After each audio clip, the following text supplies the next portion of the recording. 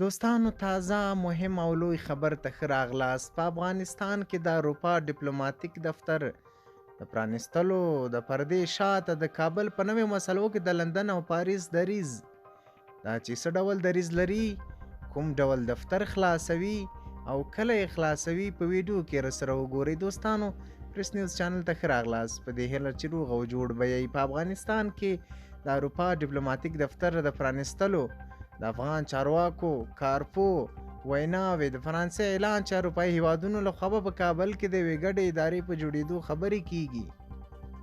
د افغانستان د چارو کارپوهان وایي د فرانسې اعلان چې د اروپایي هیوادونو لخوا کابل کې د یوې ګډې ادارې د جوړېدو خبره کیږي دا ښیي چې اروپا ورو ورو خپلې غوښتنې تعقیبوي.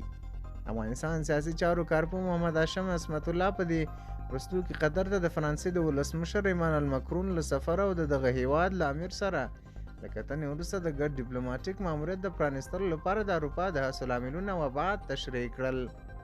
په افغانستان کې موږ ولیدل چې فرانسې اعلان وکړ چې دوی به د نورو اروپایي هیوادونو په همکارۍ په افغانستان کې یو ګډ ډیپلوماټیک ماموریت پرانیزي. دا چې ولې د فرانسې ولسمشر لخوا دا ډول طرحه په دې وخت کې عامه شوه په ښکاره ډول ښیي چې پاریس یو ځل بیا غواړي د افغانستان په قضیه کې داسې بدلون راولي چې بالاخره د خپلو ګټو لپاره کار وکړي.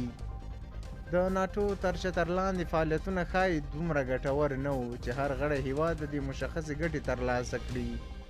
خو اوس هر یو زبرځواک هیواد کوښښ کوي چې خپلو هڅو کې بریالی شي او افغانستان کې شته ګټې خوندي و چارواکو سره